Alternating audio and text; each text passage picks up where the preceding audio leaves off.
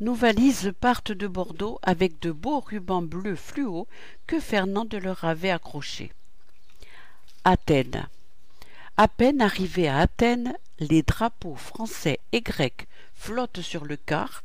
Nous sommes prêts à suivre notre chauffeur Panayotis et notre guide Costas pendant le séjour. Athènes, un moment fort, la visite de l'acropole et ses monuments d'où nous pouvons voir jusqu'au port du Pirée.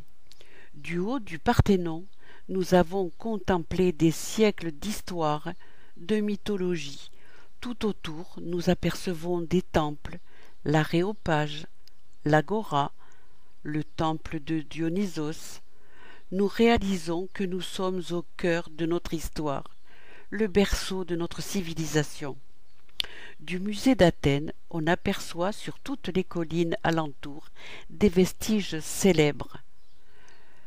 Un tour de ville pour admirer l'université, l'académie, la bibliothèque, le temple de Zeus et la porte d'Adrien.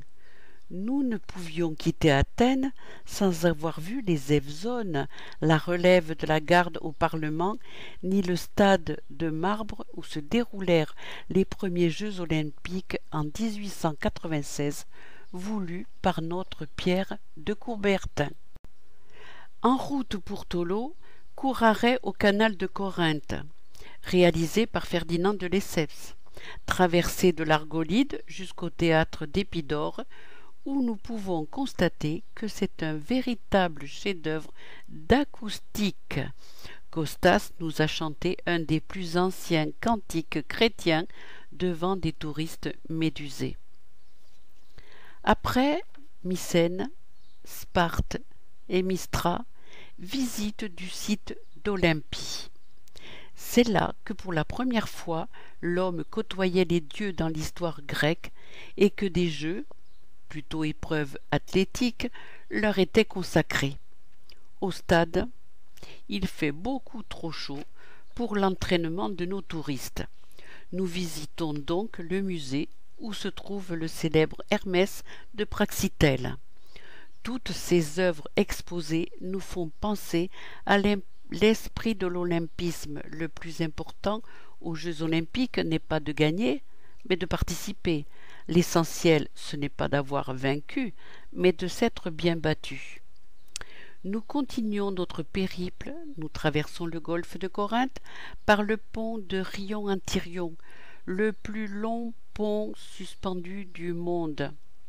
Les visites se succèdent, site de Delphes, au décor grandiose, dominé par le mont Parnasse, le sanctuaire d'Apollon, le trésor des Athéniens, le théâtre, le musée, abritant la célèbre statue de l'Aurige, le sphinx de Naxos et l'omphalos, le nombril du monde. Les personnages sont sculptés avec une précision extrêmement fine jusqu'aux veines et aux ongles sur les pieds. Enfin, découverte des météores, décors surréalistes où se dressent des monastères byzantins perchés sur des pitons rocheux.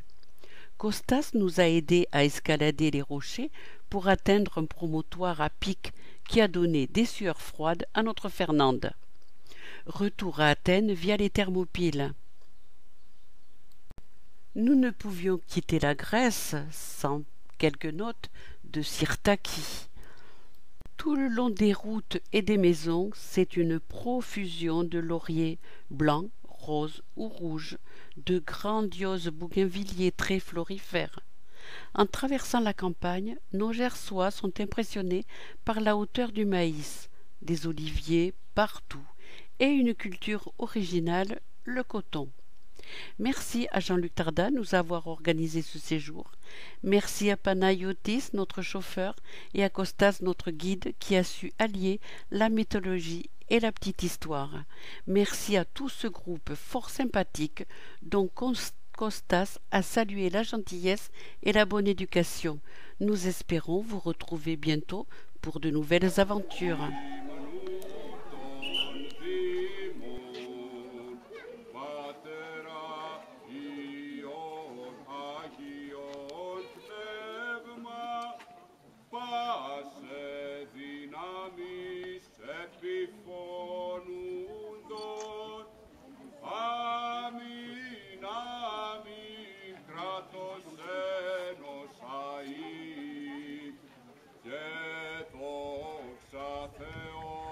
το τήρι μόνο,